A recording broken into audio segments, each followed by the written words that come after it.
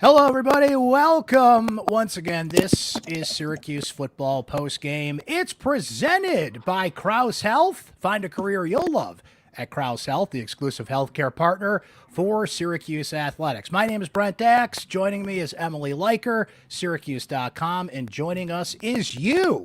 If you are watching live on Facebook, if you're watching live on YouTube, if you're watching live on Twitter, your comments are welcome throughout. If you're watching us or listening sometime in the future, we do appreciate that. This is available to you in podcast form, just like Syracuse Sports. So make sure you subscribe on Spotify, Apple, YouTube, wherever you get your podcasts. And we've got a lot to go over here, Emily. This was a very interesting game at the JMA Wireless Dome. Syracuse losing its first of the season to Clemson, 31-14. I think some certain topics are going to take prevalence from the fans. I think you and I have a couple of things to add to what they're going to say and our perspective on this. But Syracuse does lose, and I want to go to something that Emily said beforehand about what this game was going to come down to. And those three things were what, Emily? I had said this game was going to come down to third downs, defense, and quarterback play. And you know what? For the most part, it did. I did just check the third down conversion percentages, and Syracuse, I think, finished slightly above Clemson, but Clemson also had to take fewer third down attempts just because they were moving the ball better, and got several of those third down attempts handed to them by Syracuse. So, yeah, I mean, as for the other two things, I think we knew coming into this that Clemson's defensive line was going to give Syracuse a challenge, and it certainly did. I think Syracuse's secondary gave Cade Klubnik a little bit of a challenge, but could never fully capitalize on some of the things they were doing. We saw quite a few interceptions bounce out of people's hands, including, I think, one of the most notable ones was that Marlowe one kind of in the red zone that probably would have ended up as a pick six. And then obviously the quarterback play was just not great on Syracuse's side today. And like, to Garrett's credit, he took full responsibility for it post game. He was like, I did not play well. I think my take that might be a little bit of a hot take is that he's the only one that played definitively poorly. There were mistakes, but like it seemed from some of the like fan response, people are like, this team looked horrible, like stuff like that. And that's not the impression I got. Like the defense still had its moments, just wasn't capitalizing the way it should, that type of thing. Schrader was the only one that I felt like had a definitively like worse game and was like, this is the worst we've seen Schrader this season. Well, and he owned up to it. He said he did own up to it. He said he was fine. And Paul notes it here in a comment, Emily. Schrader took a shot on the first possession, fumble, gutsy, but never the same after that. Dabo said he was the one guy they had to stop, and they did that by laying the wood early. And I think that's well said by Paul. We talked in the press box, you, Chris Carlson, and I. Chris and I were saying he's going to get happy feet after that. That's exactly what happened. We knew this was going to be a matchup that overwhelmed the Syracuse offensive line. Schrader's mobility would be put to the test. Clemson just does not let you run the football, and Syracuse has a running quarterback. They stopped that. But Paul hit on something, Emily, that has a lot of fans talking after the game, and we will certainly get to it. Not only that play, which was reviewed for targeting and overturned. Initially, it was a targeting, and then it was overturned. It could have gone either way. If you're asking me what I think it should have been, I think it easily could have been targeting because helmet-to-helmet contact was made on that play. The officiating in this game, look, I'm not going to say that the refs are rigging it for Clemson, but I am going to say they're not doing a lot to dispel that notion.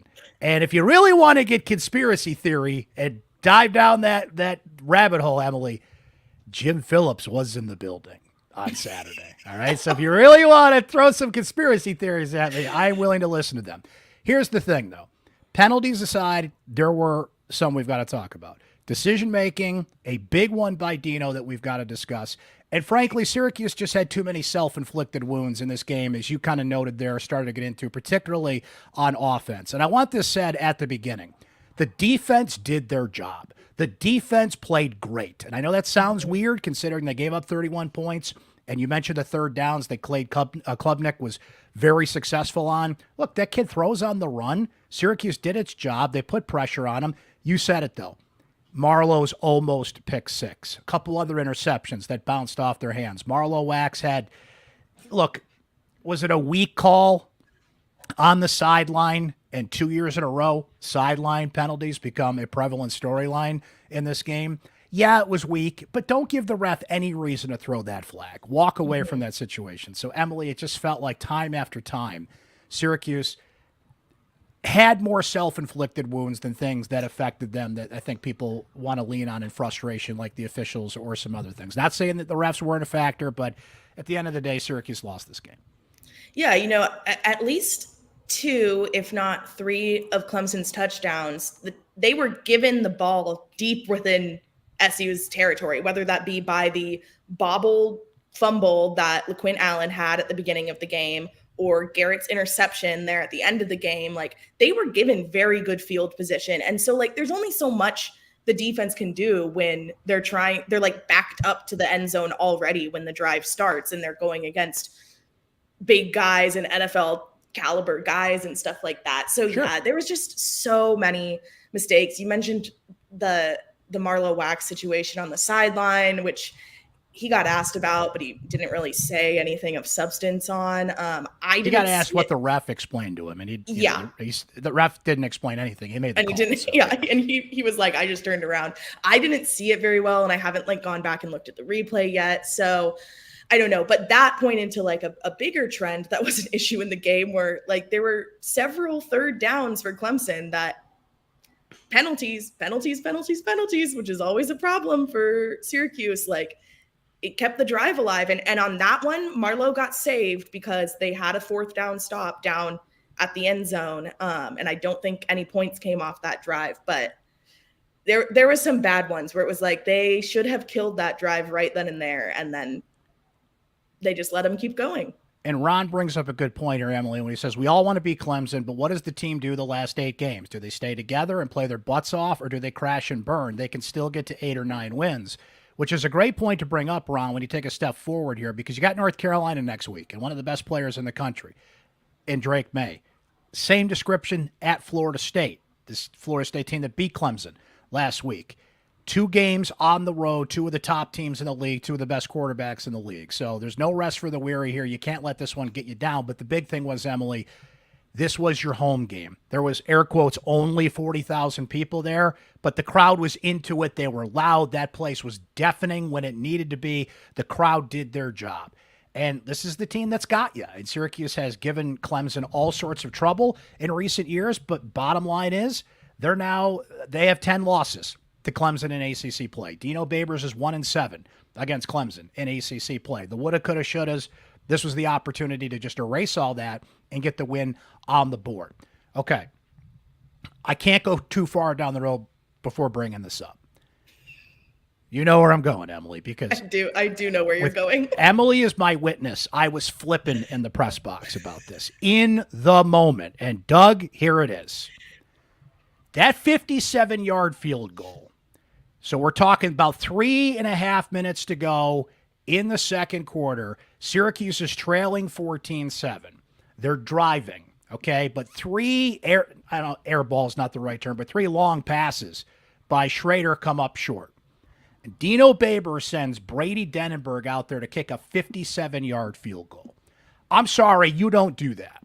And Dino defended it afterwards, saying he's seen Denenberg hit from over 60. He said he's going to set the school record for a field goal kicker. Defended his kicker in the way that you would expect a coach to do it. But I'm sorry, you don't kick that field goal. Here's the order, okay? 1, you pooch punt that thing. You pin Clemson back, and you make them earn it.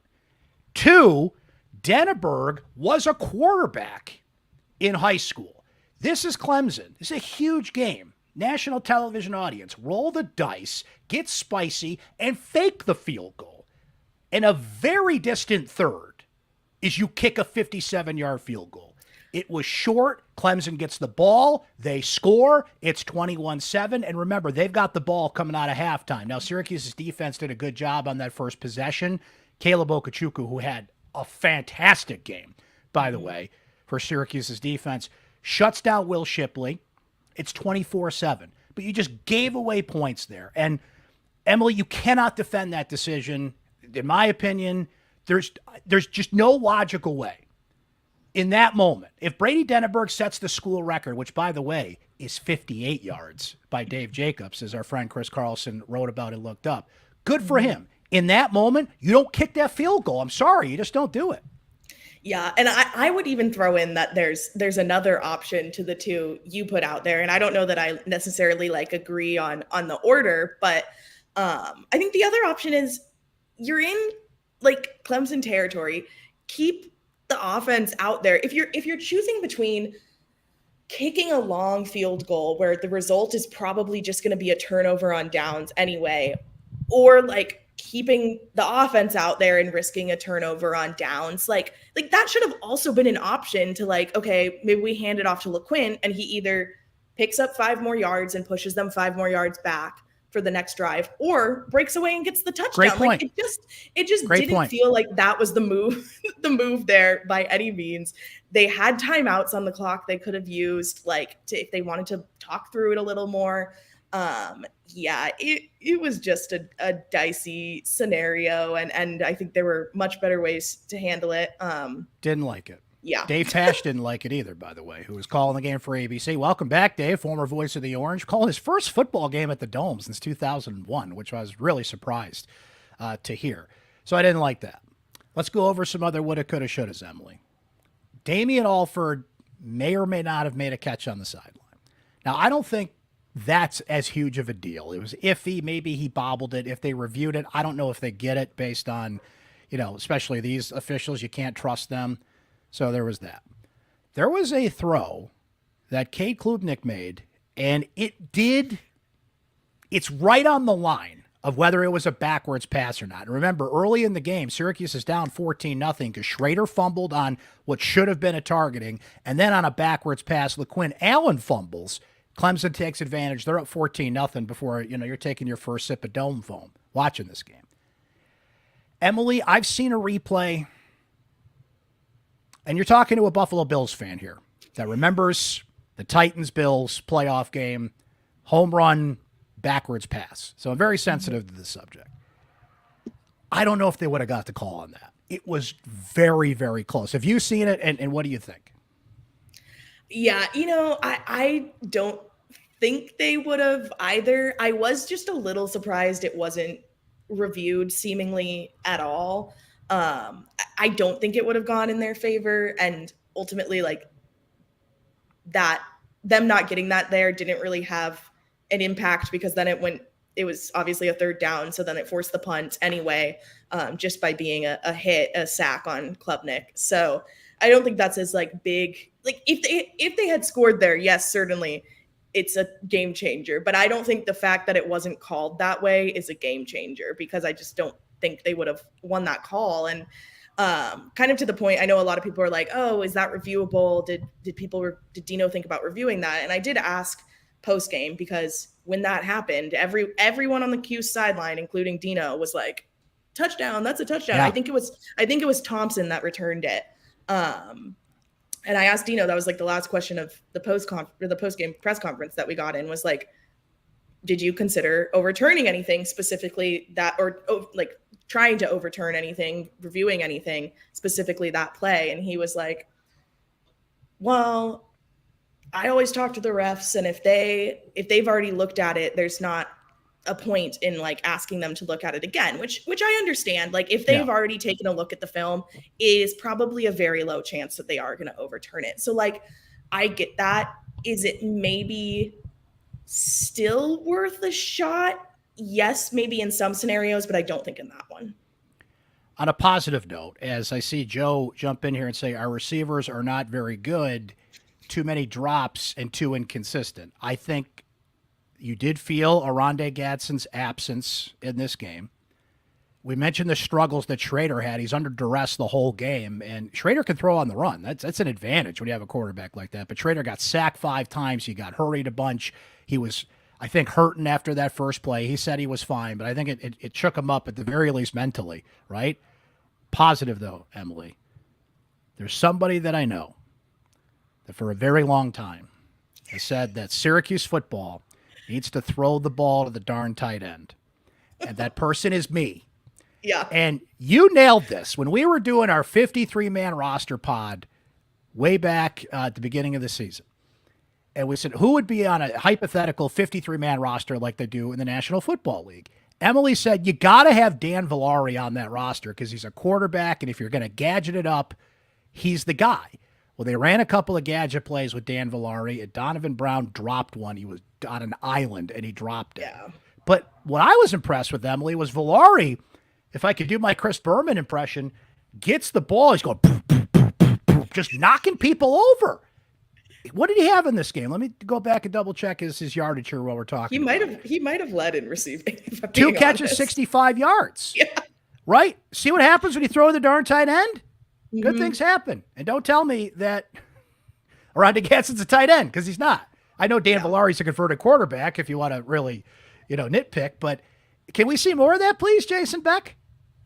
That was the type of a creative quote unquote trick play that or I think Dino calls them special plays is what he calls them, special that we had been waiting to see. And there are still a couple that we've seen in practice or heard of from players that we definitely have not seen. But yeah, it was like they were hiding Dan Villari from us. And then that singular drive, it was why has this kid not been getting the ball more? I mean, that first reception he had at the sideline, was reminiscent of when Gronk shook off 3 Washington Commanders guys. It was the same type of play. Now Dino did note that Dan has had an injury, had an injury in the spring that limited him, and then had something in the fall, either the same injury or something slightly different. And he was being looked at post game for something, so that's important to note. But I mean, it certainly worked. Now, the thing with doing something like that is now everyone has film on it. Sure. But you got to try it again. He might be the best thing they have at tight end right now. He probably is the best thing they have at tight end right now. And they need to use that. And they're down Gadsden, as we know. They're down Isaiah Jones, who was not out there again today. And they were down Trevor Pena, who unfortunately was out again. He came back last week against Army, got hurt on the sideline. Dino saying in postgame it basically re-aggravated the same injury, which is about as detailed as Dino gets on injuries. Even admitting that, I thought was a very good question there to get him to admit that. You're down 3 receivers, including a guy who's going to be playing on Sundays in the future. So you have to pull out all the stops. So I will give Syracuse credit in that. Now, Villari got a false start later, and I think Joe noted it here in the comments, and then we never heard from the guy again. But I don't care if it's on film. Football coaches overthink these things. You know who else is on film? Everybody. You're great players. It's just That's true. That's true. Garrett Schrader's got a lot of film, but he still makes plays. And LaQuint Allen and go down the list here. I did think you had to try and outsmart Clemson a little bit, throw them off balance, and they did do that, but they didn't run the trick play I really wanted them, which was the fake field goal. And I'll get over that someday in the very, very, very distant future. But I don't know, that one just sticks in my craw. But I think Jason Beck, I'll say this. You said it earlier, Emily. I'm not trying to pick on Garrett, but if you're asking me to evaluate his performance, and he said it himself, so I'm not telling tales out of school here. It's on him. I think there were some play calling things you can have a bone to pick with. We mentioned the 3 long passes before the not fake field goal, but for the most part, this was execution. It was not game plan. Yeah, there wasn't anything. And again, is Clemson worse than it has been in recent memory? Yes, but it is still a team stock full of NFL caliber players, whereas this year's Syracuse roster isn't as much as it has been in past years. They have a lot of younger guys this year, which Dino noted. And it's tough going up against Clemson. That type of stuff happens. And again, it's more inexcusable with Garrett because he is a veteran and that was his 3rd time playing Clemson.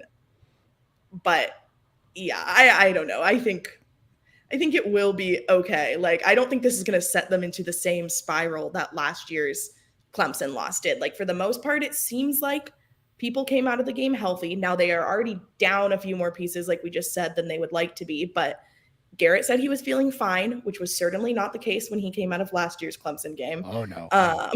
And that is a win for them. If they can get through the next 2 games the same way, then the back half of the season is going to be fine. This is still a team that can handle Boston College or handle Virginia Tech or handle Georgia Tech, maybe even. Georgia Tech's losing to Bowling Green right now, I think. Goodness. Yeah. Rob noted it too, by the way, Emily. We're talking about guys that are out. Kalen Ellis back, Joe Moore back. I mean, look, you're playing Clemson. You could have, you brought up the Commanders. You could have the old Hogs from the 1980s, from the Washington football team, and you're still going to get it from Clemson. Jeremiah Trotter, speaking of guys that could play on Sundays, what an interception he made on Garrett Schrader. I mean, Schrader did put it in his general zip code, but he had to dive and make that play.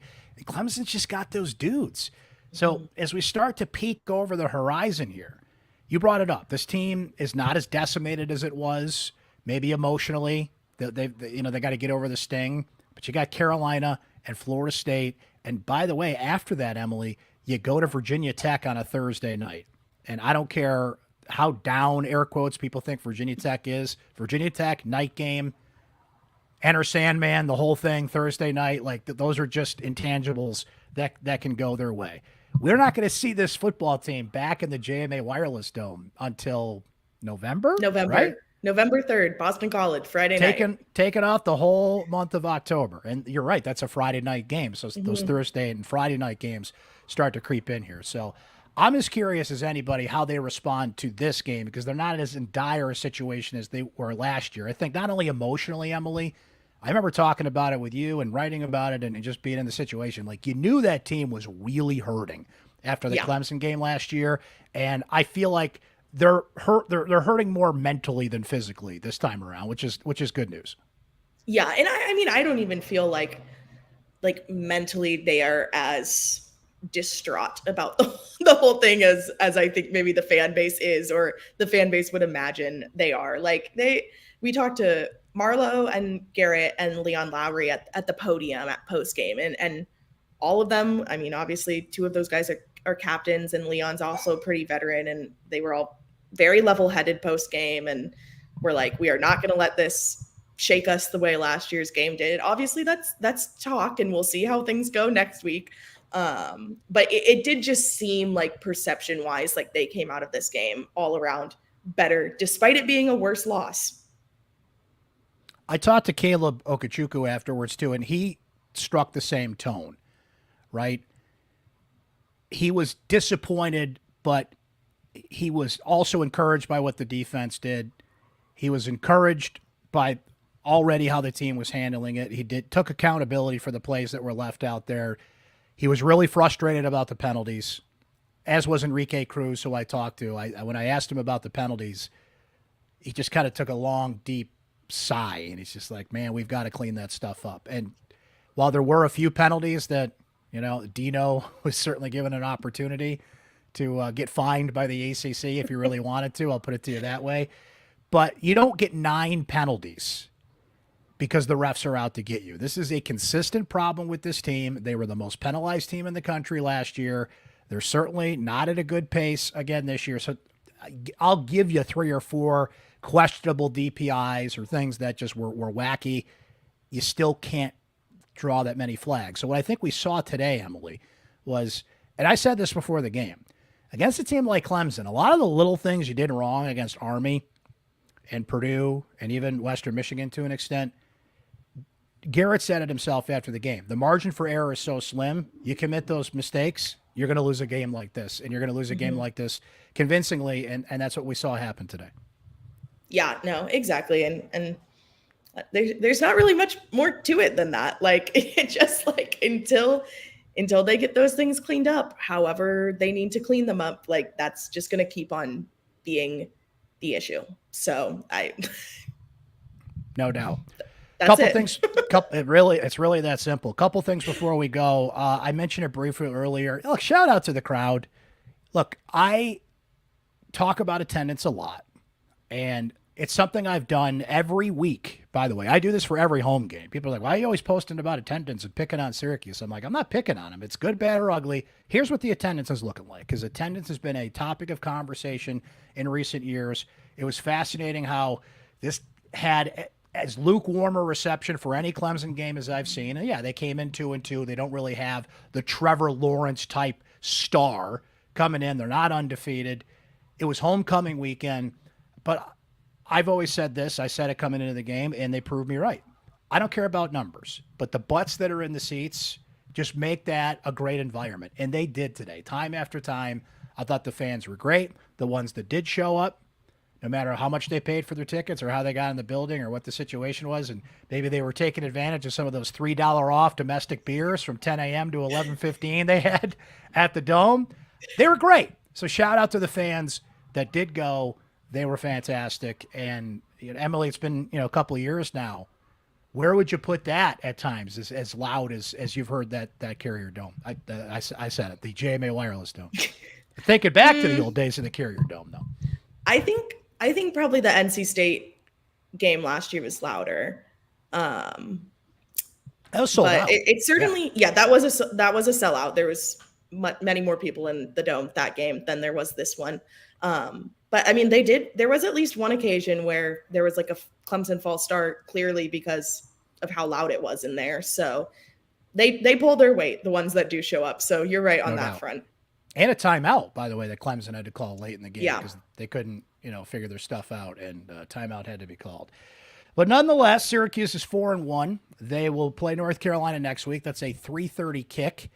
Emily and I have been on a little run where we're doing this post-game show live. I believe that'll be the case again next week. We'll let you know if something comes up, and you never know when you're on the road and weird stuff happens. But at the very least, I can do it live, even if Emily can't join us from North Carolina, but we'll see how that situation plays out. Subscribe on Spotify, on Apple, on Amazon, YouTube, wherever you get your podcasts. Leave us a voicemail at 315. I'll put it on the screen here for those of you that are watching. 315-552-1964. That's our voicemail line. I got a voicemail at halftime, Emily, today. Can we play it? Is it worth playing? I haven't. I want to hear it. Not that we can't swear on the internet, but I haven't screened it. But I kind of want to hear it too. I hope that everyone that's watching is above the age that they can hear a swear word and not I'm doing lose this their in minds. real time. I love this. This is it's like going back to my radio days. It's like a good way to end the show, I think. I'm doing a quick screen. Okay, I don't think there's any naughty language. Okay, and I just gotta. It's gonna take a second to download. Okay. I will say this is the most emails I have gotten post game. Emails were rolling in as soon as the game ended. So no doubt. No doubt. They not all of them were very reasonable. A couple of them I was like, I can understand. There was lots of questions about the field goal. There were some questions about whether SU was going to switch quarterbacks, and I don't think that will be the case. No. Come on, guys. We're not there yet. Okay, I think we got it here. Stand by. Bill Dunning in Cortland, 607-753-0440. Don't call Bill, you guys. Don't call Bill, you guys. Okay. Watching SU on TV, and they look terrible the first half. Schrader tossing the ball around like a little leaguer, and receivers dropping the ball. How many passes, long ones, did Schrader throw out of bounds? They can't come up with any plays in bounds? Did somebody look at the film and say, we can beat Clemson by throwing 40-yard passes? Maybe you can, but they got to be in bounds at least. Maybe the second half will be better. I hope so. Thank you. Regret to inform you that did not happen, Bill. Thank you for calling, though. But we do have kind of an answer to that question about why they were going deep, because I think it was Chris that asked the question, at least of Garrett, whether the deep sideline passes were like pre-planned, like part of the game plan, or just like Clemson was forcing them outside. And Garrett said it was part of the game plan. He's like, some of them were wide, some of them just didn't go our way. But that was game plan. It was not coincidence that they were going to the outside. We'll see if they stick with that, because it certainly did not work for them this game. So thank you, Bill, who has called before. 315-552-1964. We are here for you. Vent anytime, including during the game. We'll play him here on post game. We'll play him on Syracuse Sports as well. Emily, thank you. Great job as always. We'll be reading going forward here, and always appreciate your time and your insight here. And ladies and gentlemen, boys and girls, we will join you next time here on Syracuse Sports. And look for all our coverage on syracuse.com. And we thank our friends at Krause Health for sponsoring our post-game show. Find a career you'll love at Krause Health, the exclusive healthcare partner for Syracuse Athletics. Syracuse loses to Clemson 31-14. We'll talk to you next time, guys.